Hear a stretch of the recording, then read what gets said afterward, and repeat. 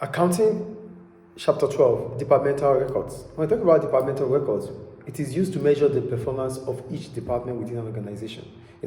We have, in every organization, there are different departments. We have finance department, human resources department, marketing department, logistic department, general service department. All these departments, they incur cost. And we need to understand how they perform. But whatever their performance is, it will still add up to the general objective of the organization. But when you need to measure how much more they perform, you have to use your departmental record. That's why we have departmental record. I think the point is clear there. So, preparing departmental records. To prepare departmental records, you start with, it's just the same like providing a statement of profit or loss account for the sole trader.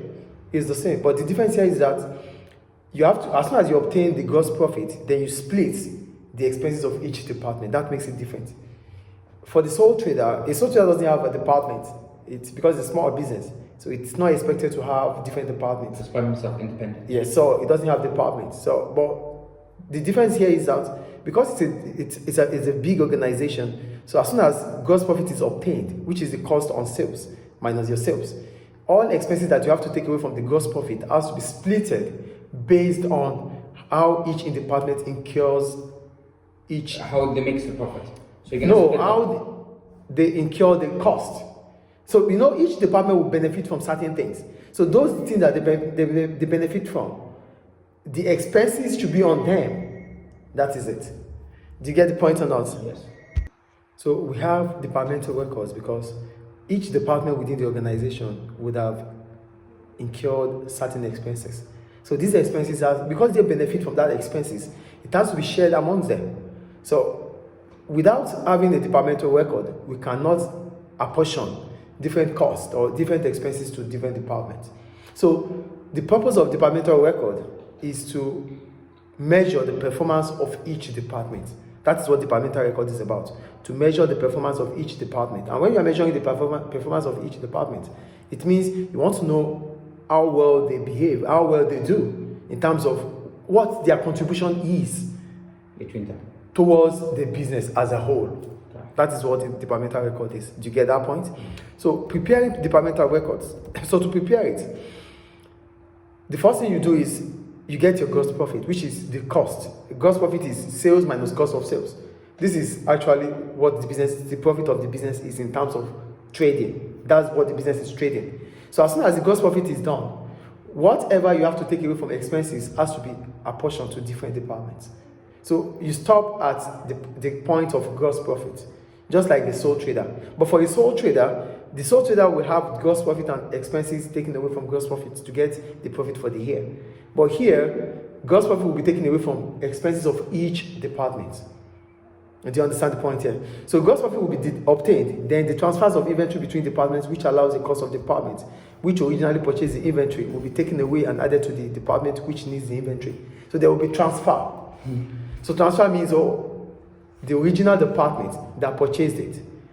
Okay, the purchasing department might purchase something that is useful for the general service department. So as soon as it purchases it, the amount it purchases will be taken away from it to the general service department. So that is what transfer is about. I think you get it. So there's always going to be double entry there. So you debit the transfer of inventory to the receiving department, and you credit the transfer of inventory to the giving department or the original department. Is it clear? Is it clear, please? So now we go to preparing departmental records.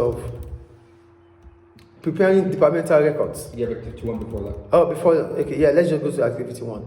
So the activity 1 is here. They said auto parts as to departments, a new car sales department and service workshop.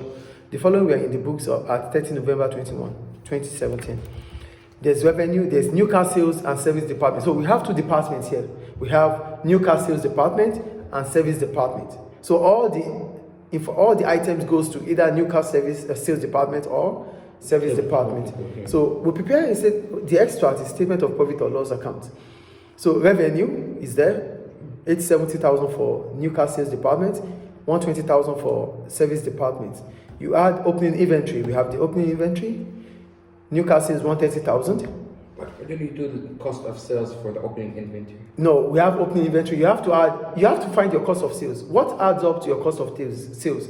The items in your cost of sales are purchases, you had opening inventory. If there is carriage inward or outward, you had. If carriage inward, if there is, you had. If there is none, you don't leave it. Then you have transfer. If there's transfer, you add it up to it. For the original department, you less transfer from the original department, you add it to the receiving department. Are you with me? Then you less closing inventory. These are your cost of sales. You less cost of sales from your sales. Okay. So your sales here is 870,000 for new car sales department. Yeah. And for service department, the cost of sales is 120,000. Yeah. So the sum of the items in the cost of sales, the items for the cost of sales for new car sales department are the purchases, the opening inventory, the closing inventory, and the transfer.